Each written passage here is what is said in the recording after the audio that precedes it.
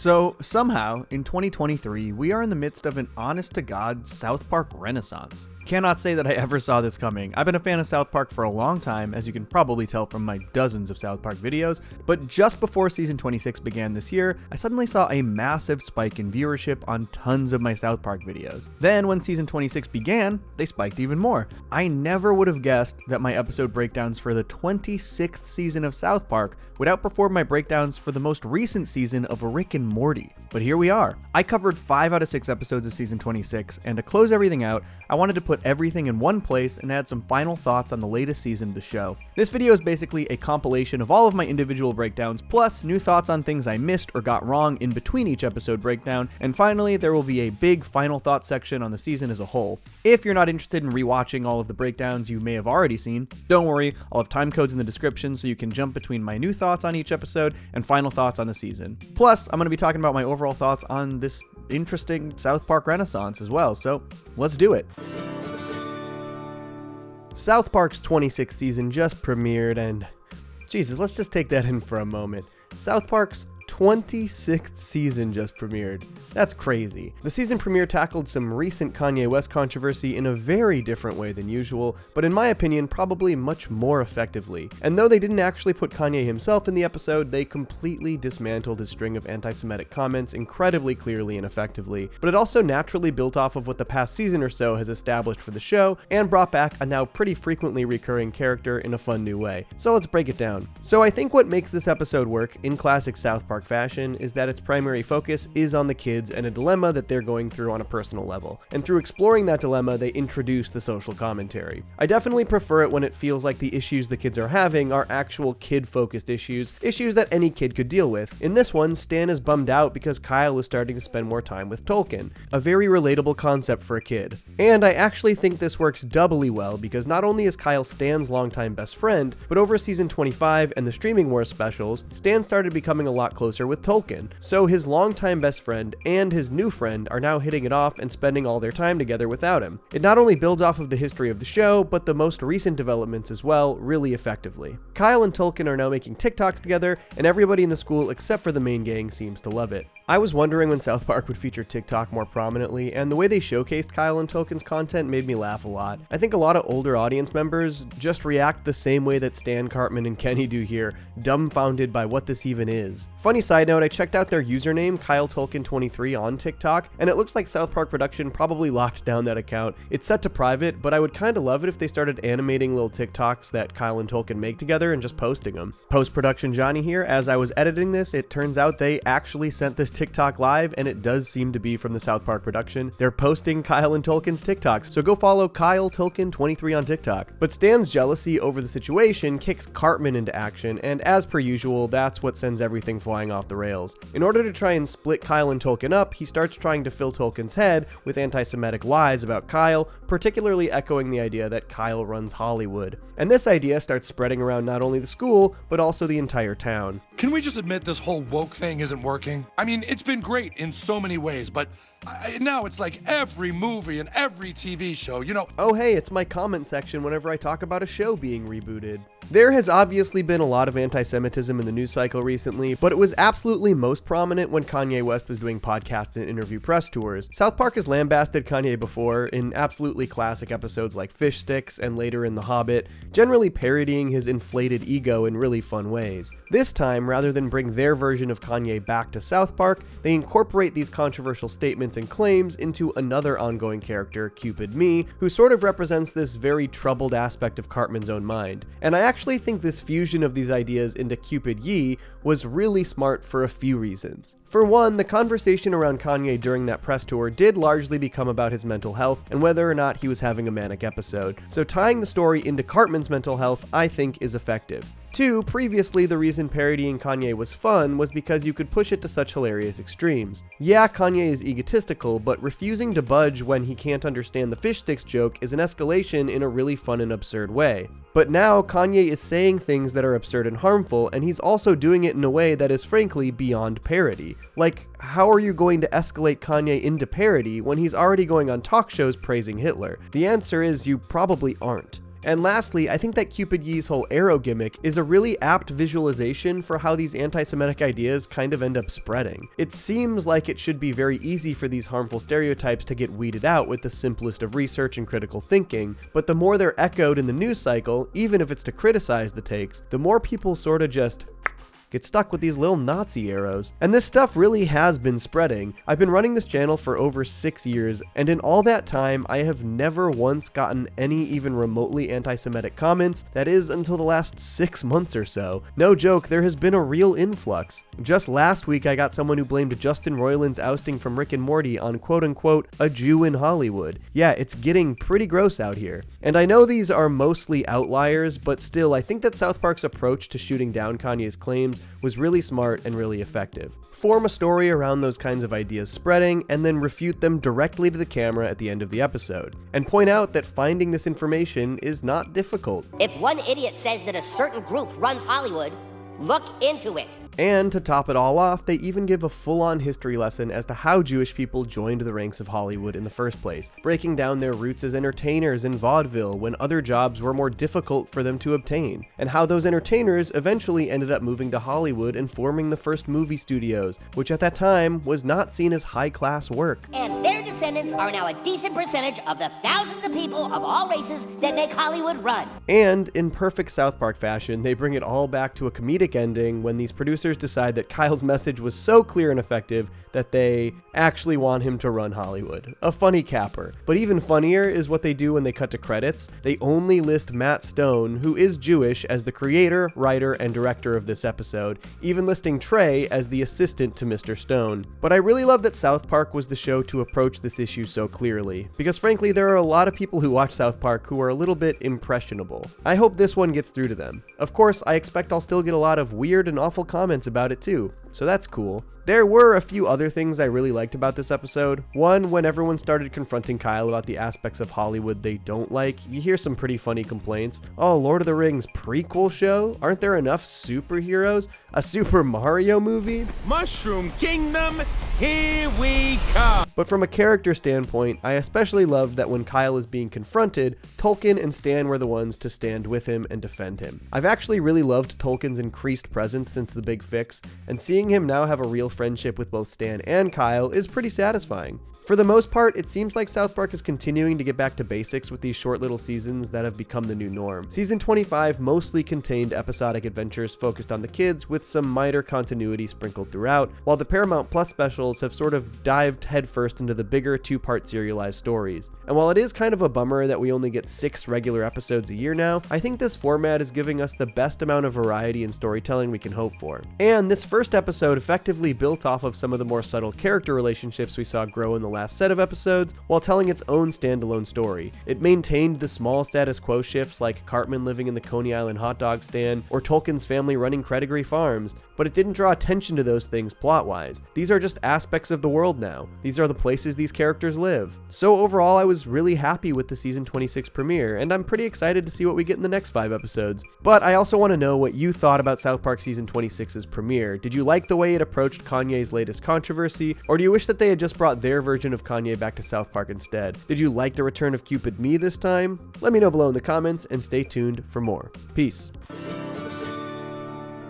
A couple months removed from Cupid Ye, I still feel about the same. Very impressed with the way they handled Kanye without validating him by making him appear as a character. It was impressive satire and storytelling. Sadly, the comment section of this video basically further confirmed how common brazen anti-Semitism has become. It was a huge bummer to see, but luckily the vast majority of the response was level-headed and grateful for the commentary that South Park made. It's just a shame that they weren't able to address the insane plot twist that Kanye now likes Jewish people again because he watched Jonah Hill in 21 Jump Street. You really can't make this shit up. Alright, let's move on to Worldwide Privacy Tour and Japanese Toilet. Who shot Randy Marsh? Was it Prince Harry? Kanye West? HBO Max? A toilet paper company? Find out on tonight's video breakdown of South Park Season 26. South Park just aired its 3rd episode of Season 26, and this week, rather than the more topical celebrity bashing like we've seen from the last 2 episodes, we got a pretty classic Randy romp called Japanese Toilet.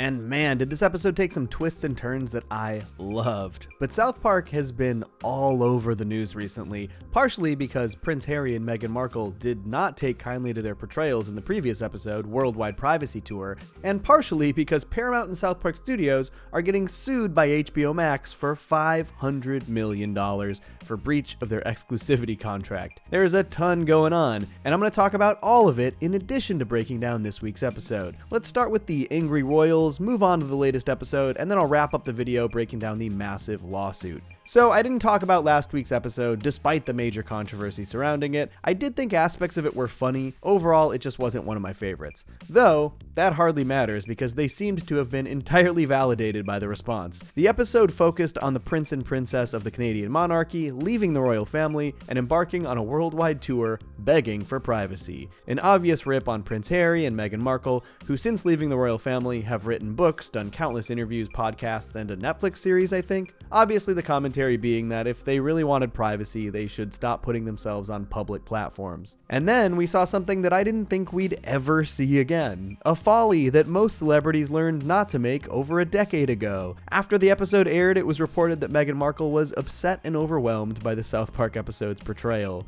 And I don't doubt that it would be upsetting to be lambasted in a South Park episode, but I cannot believe that in 2023 we have a celebrity publicly decrying a South Park portrayal. It feels like a story out of 2005. I mean, if Tom Cruise and all of his Scientology money and lawyers couldn't make anything happen after the infamous Trapped in the Closet episode, who can? In fact, the only person who has ever gotten a South Park episode banned is the Muslim prophet Muhammad. I think his count's up to 5 banned episodes now. Anyways, Worldwide Privacy Tour has been covered extensively in the press and other channels like my dude Blooms, so I don't want to dive in too deep. But man, Markle is from Los Angeles. She should know that taking a South Park parody on the chin is a much better route publicity-wise. But let's talk about this week's episode, which was much less topical and felt like a real classic Randy storyline. After their toilet breaks at their Tegrity house, Randy is convinced to buy a $10,000 Japanese toilet at Home Depot. One of those super fancy toilets with the built-in bidets that clean your whole ass spotlessly. Real classy stuff. And buying this fancy toilet gives Randy a real superiority complex about his life situation, acknowledging that he now makes a lot more money as a weed farmer. He starts inviting friends over to brunch and leadingly suggests that they use his bathroom. Does anyone need to go to the bathroom? No, I'm good.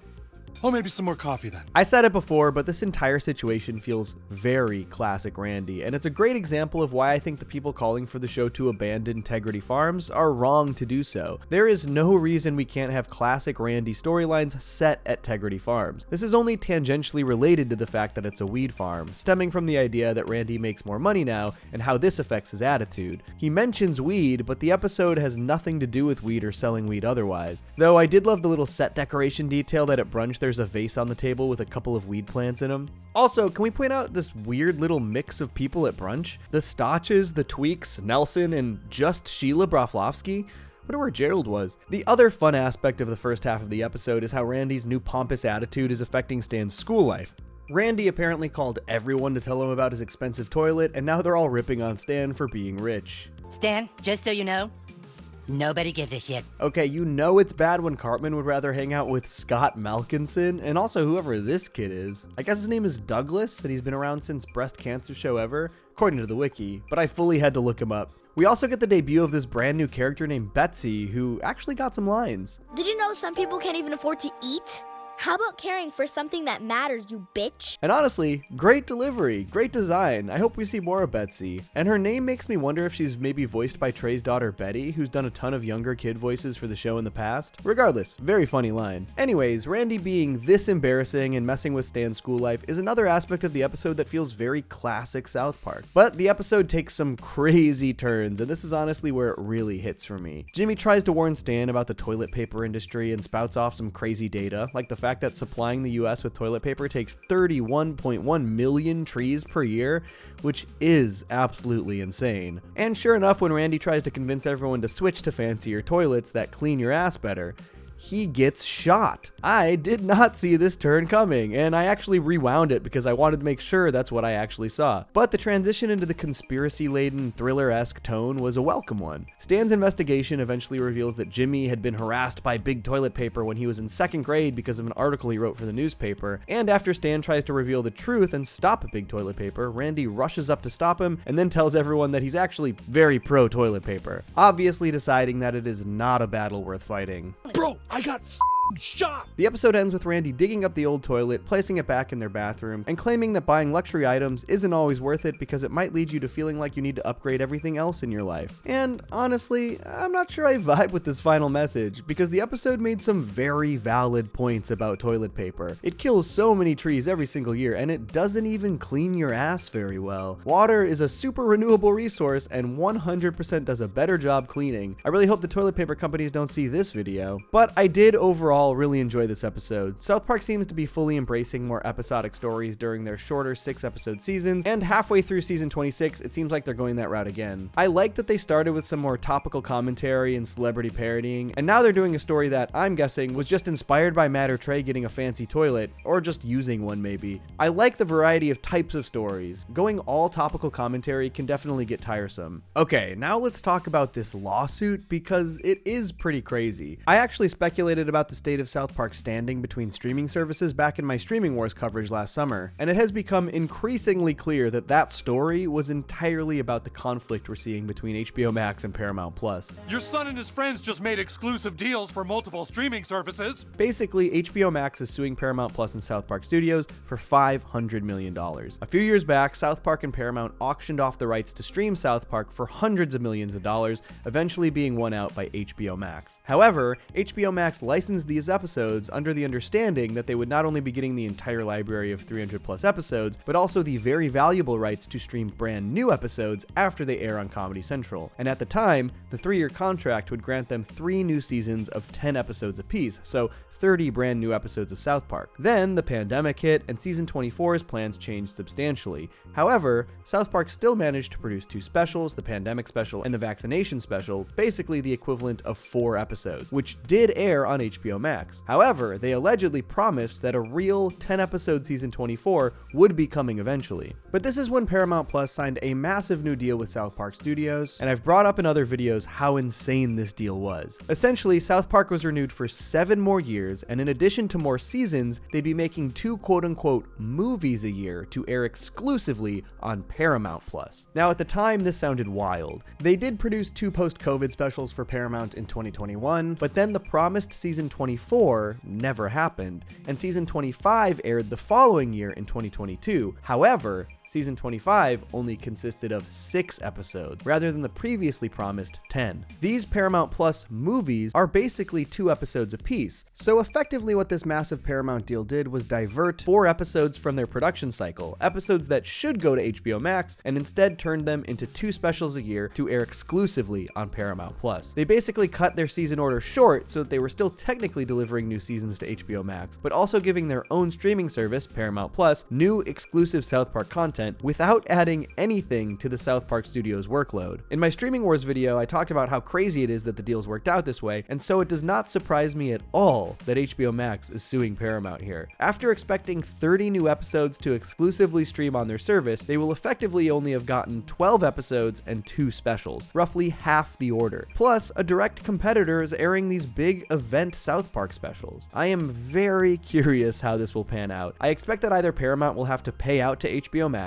or South Park Studios will be forced to fulfill their 30-episode promise to HBO Max somehow, which will mean they'll need to deliver roughly 14 more episodes after season 26 before the HBO Max contract ends in 2025. It is very clear to me that Paramount suffered from seller's remorse, especially after launching their own streaming service and realizing how valuable the South Park library is. And though I really love the variety that we're getting from the combo of these shorter seasons and the 2 specials per year, it seems clear to me that this entire Paramount deal used some pretty shady tactics. I think HBO Max really has... Oh, fuck. Johnny, you good? Just read this. Read this. All right. So, in conclusion, Paramount Plus technically did nothing wrong and HBO Max is being greedy. Make sure to subscribe to Paramount Plus to catch 2 new exclusive South Park special events coming later this year. This video brought to you by Paramount Plus. So obviously I used this video to briefly talk about Worldwide Privacy Tour, which I skipped in individual breakdowns, but let's talk about that one a little more. While it was probably my least favorite of the season, there was a ton that I enjoyed about it. I love how committed South Park is to any and all royal family stories being Canadian, initially established in season 15's Royal Pudding and continued in Freemium Isn't Free, and even South Park The Stick of Truth. I really love the detail that the prince and princess move into Cartman's old house when they moved to South Park. Someone had to move in after Eric and Leanne moved to that Coney Island hot dog. After talking about Harry and Meghan's reaction to the South Park episode and sort of giving them shit for it, I did get a lot of comments suggesting that their reactions were mostly just rumors, and after a little more research, it did seem to be started by just tabloid journalists without much in terms of substantial sources, so I really wouldn't be surprised if it was all BS to rile up more disdain for them. Though ultimately, I do think South Park's critique of the couple is valid. Though I do think that they did the right thing by leaving the royal family, because the monarchy sucks, their massive media tour afterwards is a little sus. I understand wanting to do interviews to defend yourself from the attacks, but multiple podcasts and documentaries and specials, it just seems like a lot. As far as Japanese toilet goes, I still really love this one as a classic Randy story. I did get a lot of guff in the comments for not realizing that he was going to get shot, seeing as how he described himself and his family as the Kennedys over and over, and yeah, that's on me. Not sure how I missed that one. I also mentioned that the ending beat where Randy learns his lesson to not desire anything fancier seemed off, and I definitely think that was intentional. It's not supposed to be a lesson to be taught, more like, okay, we're gonna fall in line because it's not worth it. Let's move on to deep learning. After last week's relatively non-topical Randy storyline, South Park's latest episode tackled a very hot-button subject from over the past year or so, deep learning AI, and specifically ChatGPT. And they did it in a very creative way, reintroducing Stan's relationship with Wendy for the first time in quite a while, and laying out both the benefits and clear follies in overutilizing AI tech. There are some very fun details to break down here, plus I'm on a sidebar for a South Park conspiracy corner, because I think they may have used more AI than they let on in this episode. So let's get into it. So, first off, y'all think this entire episode was inspired by Bloom's AI-written South Park video essay? Because I definitely think it could have been inspired by Bloom's AI-written South Park video essay. He basically did the entire thing with ChatGPT, and even used an AI voice clone of himself for the video. It's pretty interesting, and this episode definitely explores the idea of relying too much on AI rather than living life for yourself, and it does this through the reintroduction of Stan and Wendy's relationship. Interestingly, we actually haven't seen a ton about Stan and Wendy in a while. Back in season 20, all the girls broke up with all the boys as a form of protest, including Wendy, though Stan tried to win her back with, Bill Clinton's help, but we never got any confirmation that they did get back together until now. Though the Fractured But Whole video game has dialogue that implies they're still romantic with each other when the pair are battling together. Hey, that's no normal girl you're hitting there. Thanks, I think. And in the future, in the post-COVID specials, it's definitely implied that Stan has feelings for Wendy as he starts drinking when he learns that Wendy is married. Then, in the fixed timeline future in Return of COVID, she's single and agrees to spend New Year's with Stan. You want to maybe spend New Year's together again? I'd love that. But as far as the current present timeline goes, there have been 0 episodes that confirm or deny that the pair are in an ongoing relationship anymore, until this latest episode. But man, while this was all very fun, as a return to this pairing, it was kind of a bummer. I expect Stendy shippers are not stoked on how this episode went down. It starts with Bebe being very excited and sharing Clyde's incredibly romantic text with the other girls. He said, I know I'm in love with you because spending time with you makes me feel like I'm home and I can't imagine life without you. This makes Wendy self-conscious about her own relationship with Stan, and she scrolls through her phone looking at all of the texts she sent him, only to be met with thumbs up reacts from Stan. And man, Wendy's texts are very sweet and supportive towards Stan. I really like the detail that she asked if his dad was doing alright and saying she is always there for him, referencing back to the events of the previous episode, Japanese Toilet, when Randy got shot. But it sure does make Stan look like an asshole, and the rest of the episode doesn't do much better. Stan asks Clyde how he sends such great texts to Bebe, and he reveals his secret. ChatGPT, dude. Like I said, this is a very funny use of ChatGPT, and it definitely made me wonder how many people are out there using like dating apps and AI technology to make themselves seem more interesting than they actually are. But man, as a fan of Stan as a character, this whole following montage was very sad. They go out of their way to show that Stan isn't using ChatGPT as a tool or aid in his conversations. He's literally using it as a replacement for his own half of the conversation. Not even reading Wendy's responses, just copying, pasting, copying, pasting. And Wendy is ecstatic because she believes that she is actually connecting to Stan on a level she never has before. And man, the montage of all this going down is so emotionally affecting, with a great song choice and really creative shots to showcase how happy Wendy is. When South Park wants to get emotional, they can really get emotional. Actually, I made an entire video about that with Ellis Mark, you should check it out. But I think the episode does a great job showcasing why this was a horrible decision from Stan. Wendy eventually brings up to Stan in person that she opened up to him about some very sensitive things that happened to her as a child, and Stan had no idea what she was talking about. Furthermore, ChatGPT's responses implied that something similar happened to Stan. I like this metaphor because it shows how dangerous it can be to entirely remove the human aspect from the use of AI. And I think this is a major part of the episode's message. We'll get back to that in a bit. The other major plotline in this episode is that a handful of students have been using ChatGPT to write their papers and get good grades, including Cartman, Butters, and Clyde. This eventually leads to the suspicion that people have been using learning AI for their papers, and the school hires someone to investigate. I really loved how the investigator was a literal shaman. I think people thought that this was a specific reference to something, but I'm pretty sure the idea is just, what if they used the least scientific methods possible to seek out the use of this deeply scientific technology? It was pretty funny. I also liked the return of Rick in this episode, Garrison's boyfriend, who teaches him about ChatGPT, and I also liked Garrison's dilemma, expecting that he'll get fired if they discover his students used AI. But I especially liked the way Garrison spelled out the arguments for and against AI with his own personal deliberations, likening the occasional use of AI to having a really great writer's assistant to help build ideas, but then becoming furious at the idea that Rick may have been using AI to respond to his messages. Because when you entirely remove the human aspect of creating art or writing, you get something that is hollow and only based on regurgitated ideas that already exist. And the end of the episode brilliantly showcases this. Wendy is cornered by the shaman because Stan sent so many AI-generated texts to her phone, and to save the day, Stan uses ChatGPT. The entire last chunk of the episode was written by ChatGPT, meant to cleanly wrap up the episode and tie up the loose ends without anybody suffering any consequences. It's narrated by an AI voice, and what it perfectly illustrates is that the reliance on AI basically generated a deeply unsatisfying and nonsensical end to their story. The episode ends with nobody angry and everybody happy, with no real resolution or reason for them to feel that way. Dude, how did you pull all that off? ChatGPT, dude. It illustrates their entire point, that AI can be used as a tool to aid in writing, but when used by itself, it doesn't quite deliver something worthwhile. And the cut to credits that the episode was written by Trey Parker and ChatGPT is a great joke to end on. Now, I expect that the only real use of ChatGPT in this episode was maybe for the text messages, and of course for the final ending sequence, though I would also probably expect that the ending sequence required some editing from Trey. However, I think that maybe there was one more secret use of AI generation in this episode, which is a good time to introduce our first ever South Park Conspiracy Corner. Okay, hear me out. Last week's episode, Japanese Toilet, notably featured 0 examples of Matt Stone's voice acting. Everyone was Trey Parker and the other cast members. No Kyle, no Butters, no Kenny. This week, there was a single character voiced by Matt Stone, and that was Butters. And Butters had shockingly few lines compared to the usual use of Butters as a character. It was incredibly noticeable in this scene in the bathroom where Butters doesn't talk until the very end, and over the course of the episode, he only had like 3 lines. Right, but then you went and blabbed about it to class. ChatGPT, what are we gonna do? Additionally, at the very end of the episode in the credits, there is a special thanks to Play.ht for AI voices. Now sure, this could just be referring to the AI generated voice for the final sequence, but it does say voices plural, and Play.ht also does voice cloning.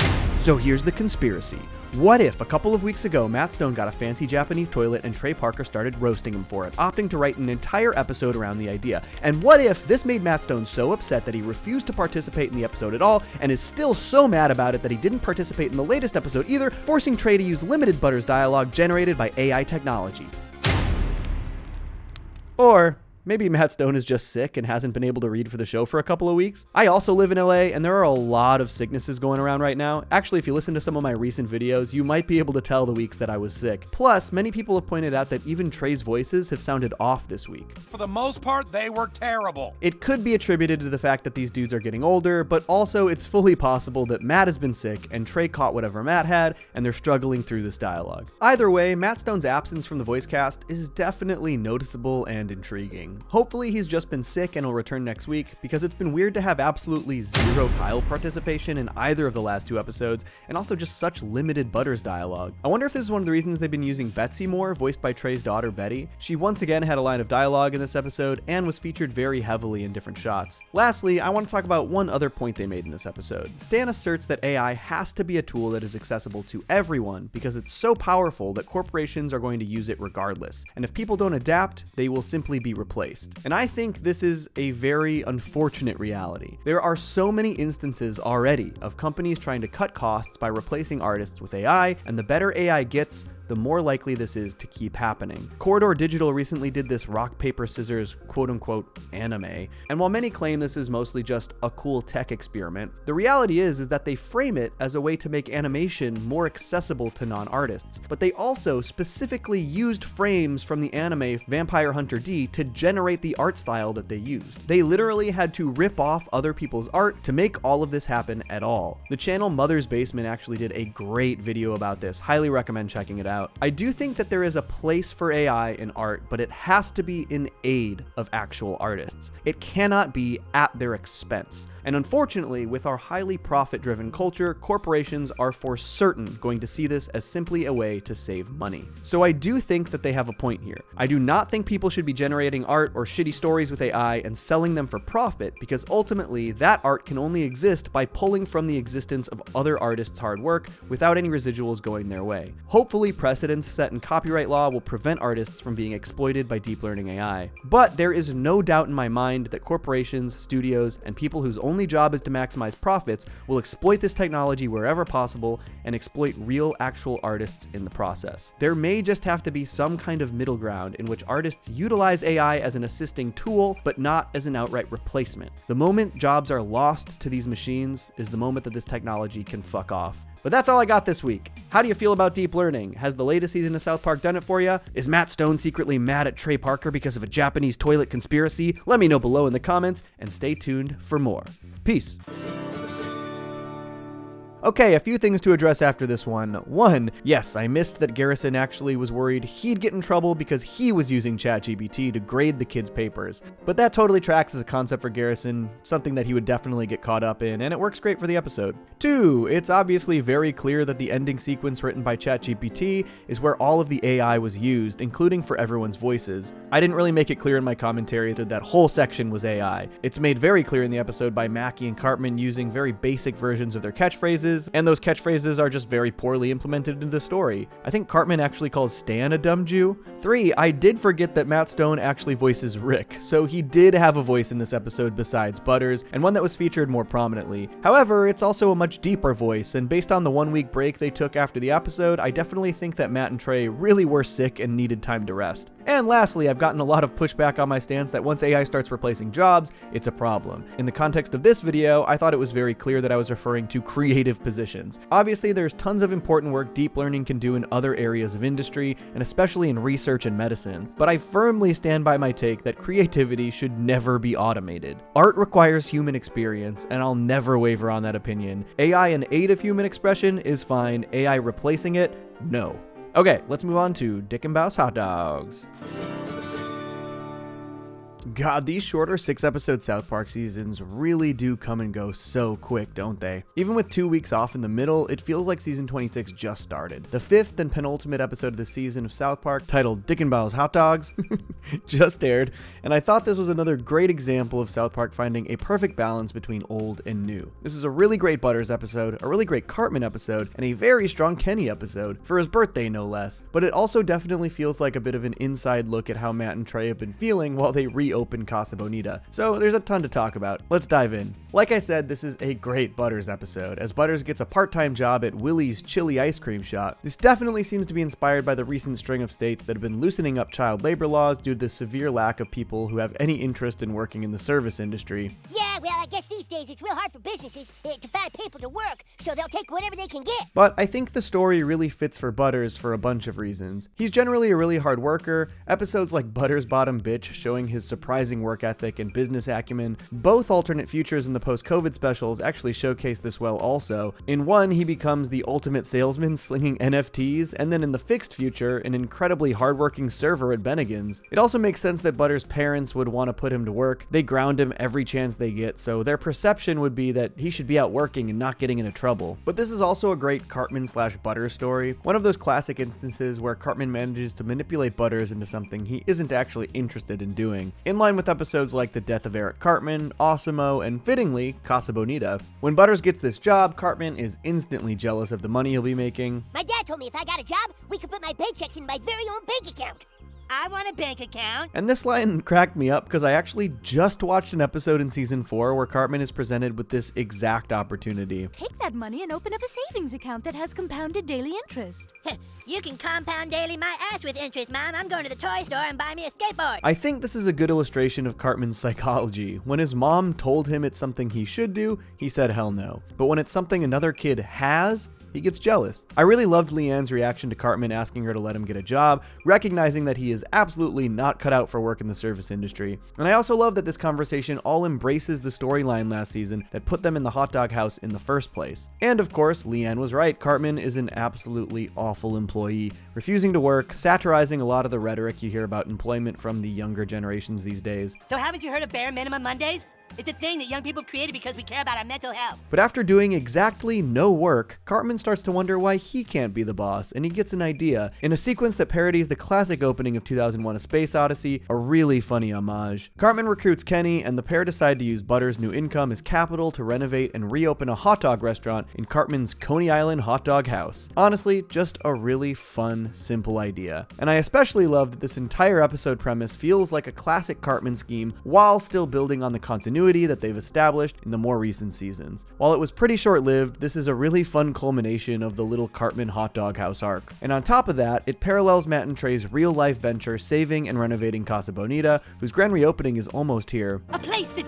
people from all over Colorado would want to come and see. I love that they did a Cartman and Kenny partnership for this one too. One Trey character, one Matt character, seemingly representing their partnership as owners of Casa Bonita. They usually go with Stan and Kyle to represent the pair, but we honestly have not gotten enough Kenny recently. And this episode aired on his damn birthday, so I'm glad they gave him some focus. And man, it was really funny to see them show his face in this episode, albeit with some sweet shades on. But especially because I literally just put out the video about all the times we see Kenny's face and hear his unmuffled dialogue. No clear dialogue in this one, unfortunately, but I do love Kenny's restaurant owner look here. They're even using it as their South Park Studios avatar on YouTube right now. Love to see it. And this was like a whole montage of an entire day of events too, so I like the implication that sometimes Kenny just talks unmuffled to his friends, and that's pretty normal. We're the only ones who just don't see it that often. Cartman and Kenny end up naming the restaurant Dikinbaus Hot Dogs, and it's honestly kind of refreshing to just get a classic childish dick joke in South Park.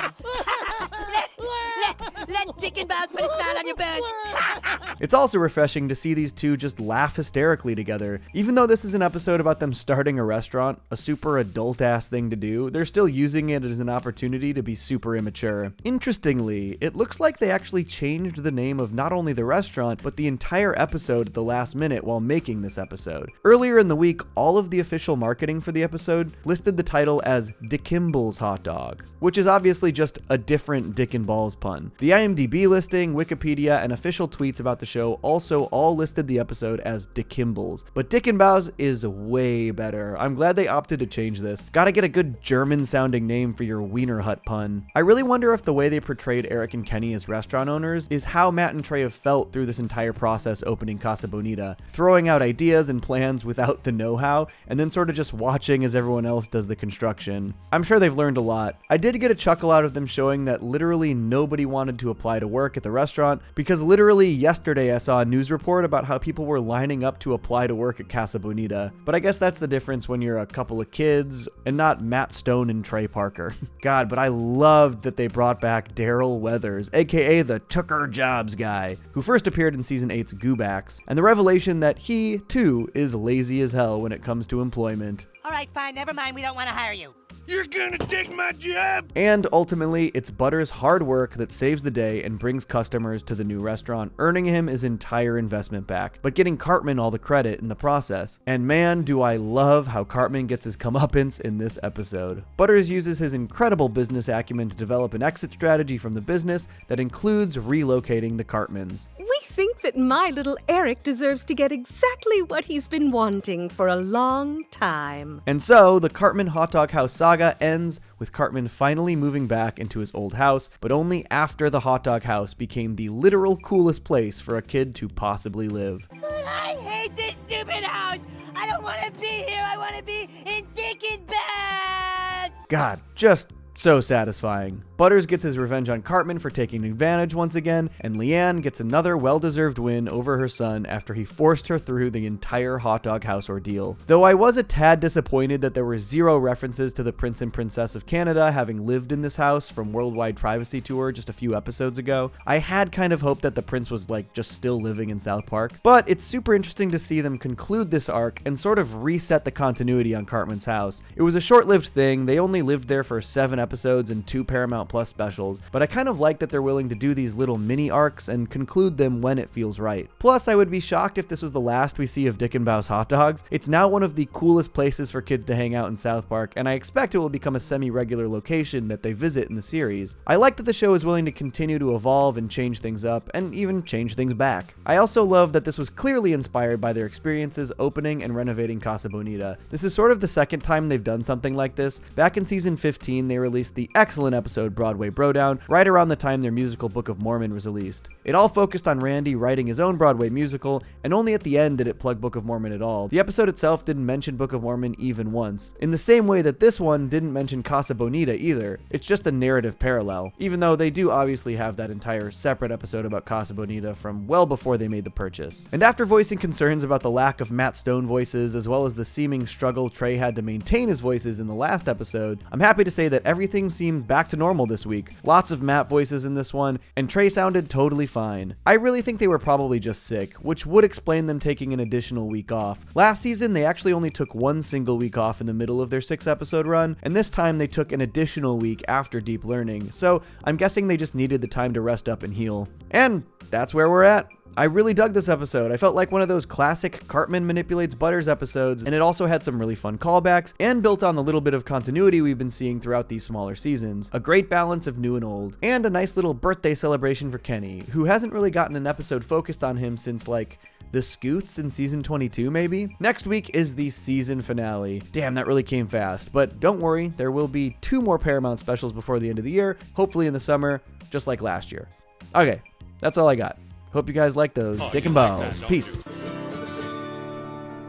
Honestly, I think I covered this one pretty thoroughly in my original video, but man, this is still my favorite of the season. I fully expect we'll see Dikinbaus in future episodes, and probably the next video game too. It's just such a fun location. I can't see them abandoning it, and I just can't say enough about how satisfying it is to see Cartman get his comeuppance. I did see a lot of people speculate about what the sale of Dikinbaus means for Kenny, and it would be dope to see him come into more money to help his family at some point. We know he becomes rich in the future via post-COVID, and I'm very open to more status quo shifts, especially ones that give us more Kenny, because Kenny rules. Kind of underrated. Okay, on to the season finale, Spring Break. And season 26 of South Park is officially over. As much as I love the variety of storytelling we can get from the combination of these 6-episode seasons and the 2 specials we'll get later in the year, these shorter seasons really do come and go too quickly. Season 26 ended relatively unceremoniously with an episode called Spring Break, but with what I felt was mostly a strong episode with some very strong Garrison character development and a little bit of a fearful admission about what may come in the future, plus a Randy subplot that was funny, but a bit undercooked, I would say. Let's dive in. Spring break, spring break, spring break! Season 26's finale is primarily focused on Garrison falling back into some old tendencies, and unusually, its A-plot and B-plot are almost entirely disconnected, mostly only tied together thematically and with a tiny thread at the end. I'm not sure if I would have preferred a more connective thread or not, but ultimately one of the stories really worked for me, and while the other had ideas and messages I liked, it didn't fully come together for me. Let's talk Garrison's story. The episode opens with Garrison telling telling Rick that it's his spring break and that he got them tickets to spend the week in Myrtle Beach, South Carolina. But Rick has reservations. Yeah, but isn't Myrtle Beach where those places are? I don't want to go into one of those places. I really love the way that this was presented, initially as though it's about Garrison not wanting to relapse back into a partying lifestyle fueled by the kind of debauchery you might find on spring break, but once they arrive in Myrtle Beach, it becomes clear what Rick was actually talking about as they walk past a MAGA store plastered top to bottom with Garrison's formerly presidential mug.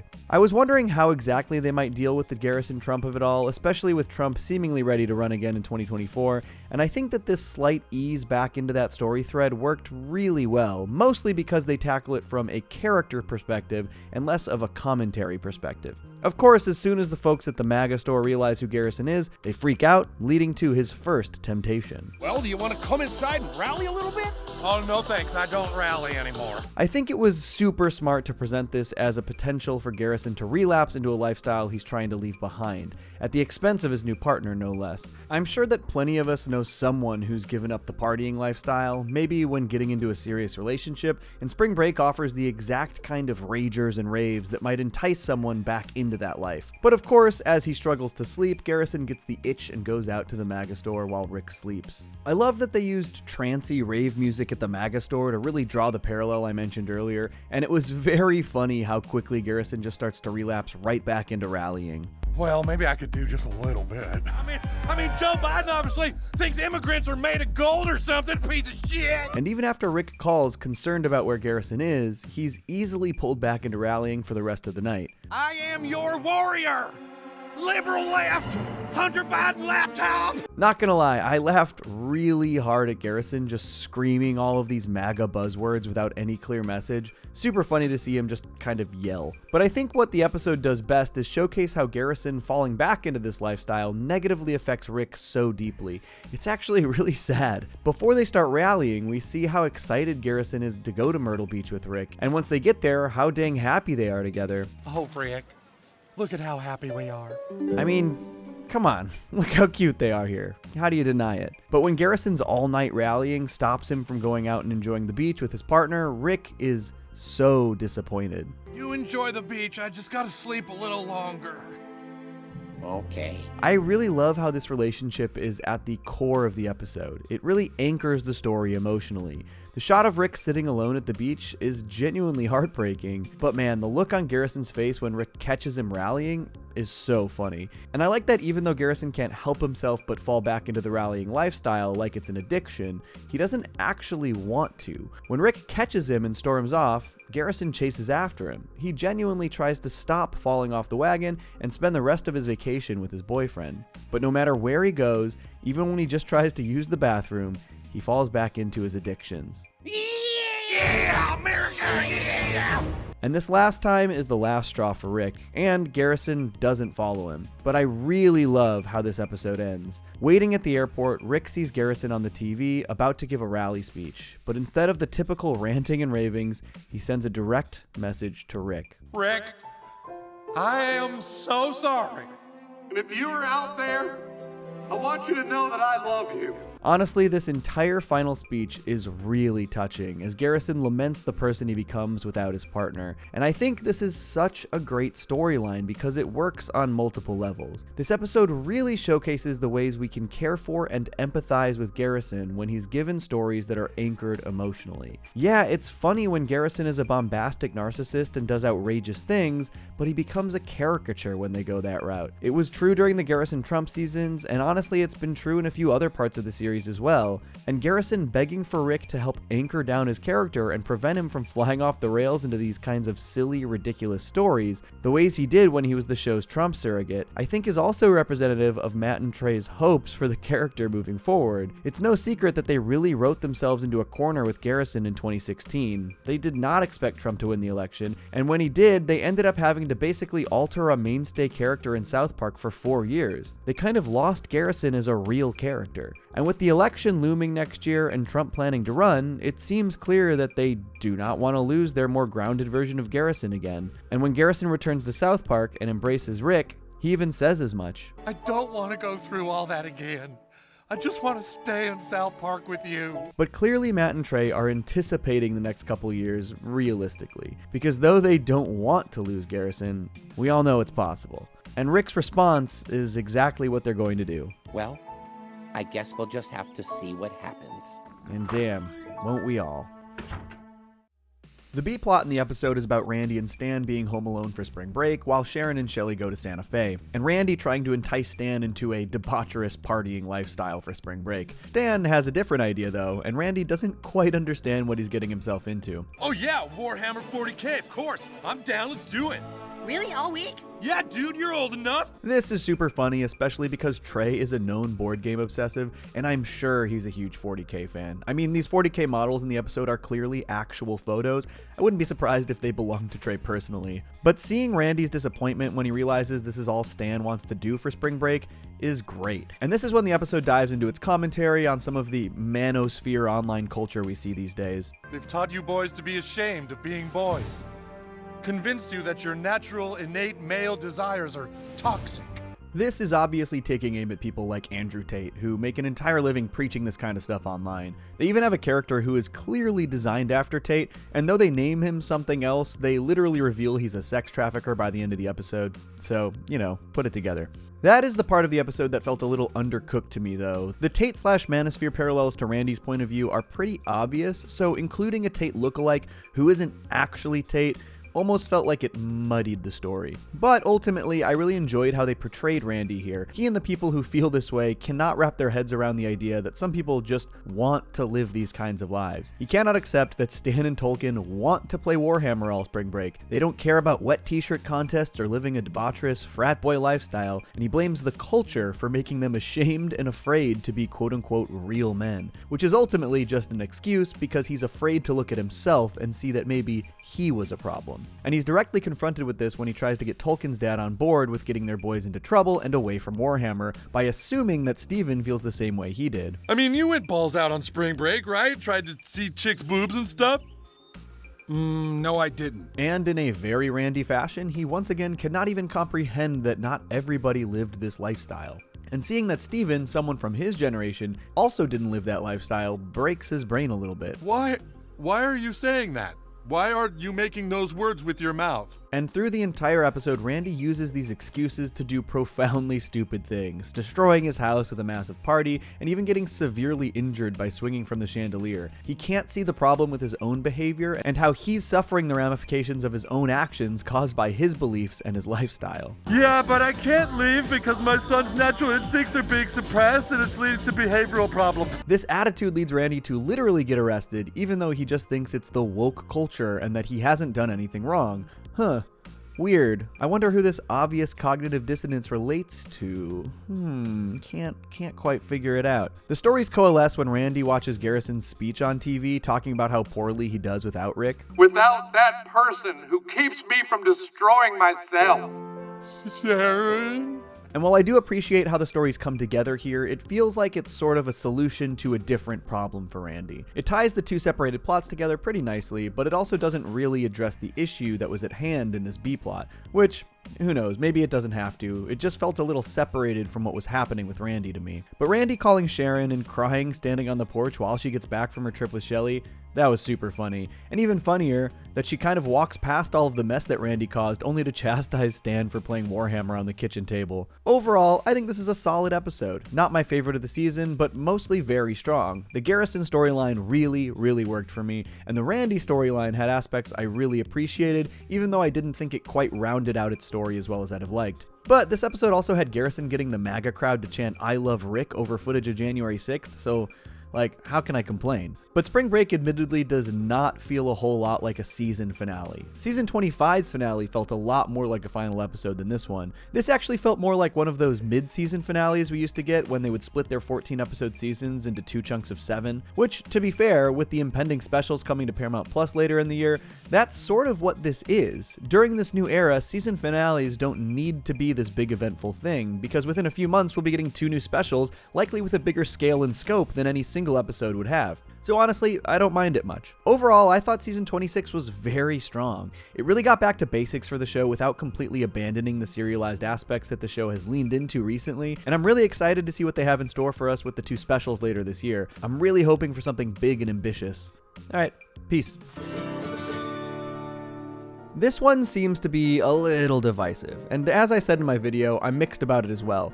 I really like the Garrison stuff, and I didn't think the Randy storyline felt fully fleshed out. However, the timing is absolutely insane, given that the following day after this aired, Trump was indicted, and then Andrew Tate transitioned from jail to house arrest. You gotta think, had it happened sooner, the episode would have been much more about Garrison being indicted for something he did in his past, and dealing with those ramifications in his relationship with Rick, which would have worked basically in the same way that this episode's plot does. Garrison's former life interfering with his relationship. But there's obviously a lot more time for them to explore that, and I wonder if it'll be touched on in the specials at all. I did get a lot of upset comments that the show is just making fun of Trump again and won't make fun of Biden, but I don't know, I didn't really see it that way. This was so pointedly not an excuse to just make fun of Trump. It was literally exploring Mr. Garrison as a character through his now canon history that he was this universe's Trump. And honestly, I think Matt and Trey are just tired of the government/election commentary. Trying to cover it so thoroughly in season 20 led them to being written into a corner. They pointedly ignored the election in 2020 for that reason. The only reason they even did much in the way of Trump commentary is because they accidentally made him Garrison, a prominent and important character in South Park history. I don't know, I watched this episode and I did not think, wow, they're going after Trump again. I thought, oh cool, they're making Garrison deal with the ramifications of that entire storyline.